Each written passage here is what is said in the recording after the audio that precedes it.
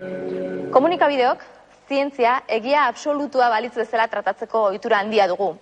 Zientzia eta baita zientzialariak berak ere. Zientzialari batek esaten duena beti du berme handiagoa. Baina zientzian ere ikaragarrizko iruzurrak egin dira, eta horretaz hitz egingo dugu gaur Teknopolisen. Iruzurrez aritzeko, Aizpea Leizaola, Euskal Herriko Unibertsitateko antropologoa ekarri dugu gurera. Ongi etorri, Aizpea. Bai, eskerrik asko. Egia alda zientzialarien artean iruzurgile handia daudela? Bai, noski baietz. Eta historia guztian zehar esango nuke. Duela gutxi oso sonatu eginda antropologian gertatutako iruzur bat.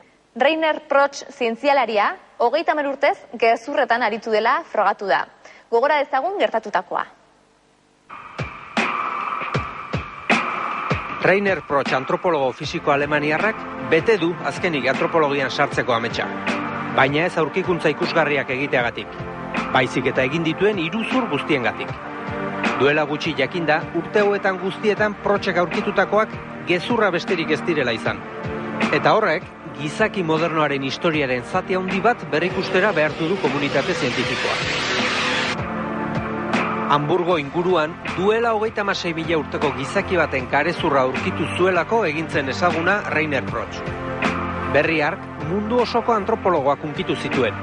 Begien aurrean, gizaki modernoaren eta neandertalaren arteko lotura zutelakoan.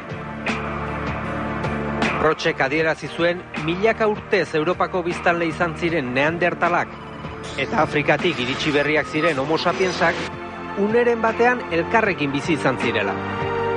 Eta are gehiago, bien artean ondorengoak izan zituztela.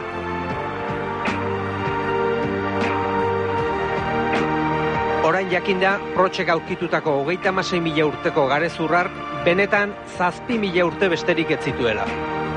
Iruzurra ikertu duen batzordeak adierazi du, Protschek ez zituela inoiz egin karbono 14 bidezko datazio probak.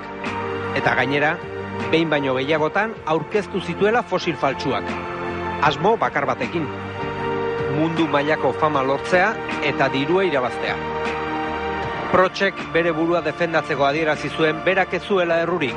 Datuok laguntzaile traketxen batek emandakoak izango zirela. Harrigarria da. Izan ere, iruzurraren susmoa sortu zen, Protsch Unibertsitateko 278 txinpantzeren garezur bilduma trafikatzaile estatubatuar bati saldu nahian harrapatu zutenean. Ederra, elementua.